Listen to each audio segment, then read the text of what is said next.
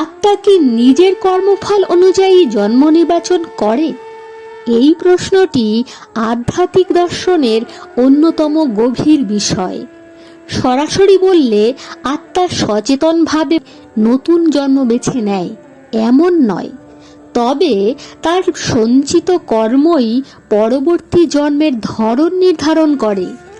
এবার আসি শাস্ত্রীয় দৃষ্টিতে কি বলা হয়। কর্ম ও তার ফল একটি অটল নিয়ম। ভগবদ্গীতাতে বলা হয়েছে, মানুষ যেমন কর্ম করে তেমন ফল ভোগ করতেই হয়। এই কর্মই আত্মার ভবিষ্যৎ যাত্রা ঠিক করে। আত্মার সঙ্গে 3 ধরনের কর্ম যুক্ত থাকে।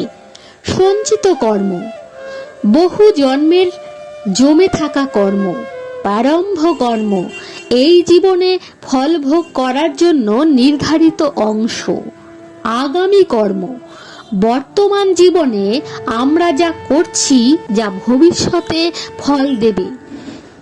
এই 3 মিলেই ঠিক হয় কোথায়, কিভাবে, কোন পরিবারে জন্ম হবে আমাদের।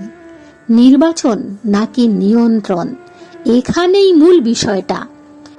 আত্মা নিজের ইচ্ছায় জন্ম পছন্দ করে না, কিন্তু তার পূর্বকর্মই এমন পরিস্থিতি তৈরি করে যা তাকে একটি নির্দিষ্ট জন্মের দিকে টেনে নিয়ে যায়। এটা অনেকটা এরকম, একটি বীজ যেমন তার গুণ অনুযায়ী নির্দিষ্ট গাছ হয়ে ওঠে, ঠিক তেমনি আত্মা তার কর্ম অনুযায়ী নির্দিষ্ট জন্ম পায়। সচেতন নির্বাচন কি সম্ভব? যারা অত্যন্ত উচ্চ স্তরের সাধক বা যোগী, তারা কখনো কখনো সচেতনভাবে জন্মগ্রহণ করতে পারেন।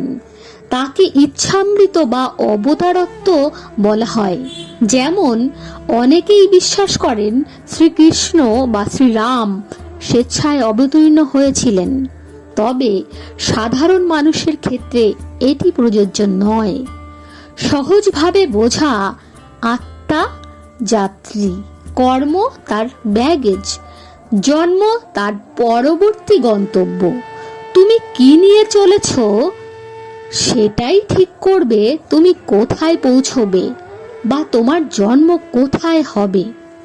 শেষ কথা এটাই, আত্মা নিজের জন্ম নির্ধারণ করে না ঠিকই, কিন্তু নিজের কর্মের মাধ্যমে সে নিজের ভবিষ্যৎ জন্মকে গড়ে তোলে। তাই শাস্ত্রের শিক্ষা এটাই, ভালো কর্ম করো, মন শুদ্ধ রাখো, কারণ আজকের কাজই আগামী জন্মের ভিত্তি।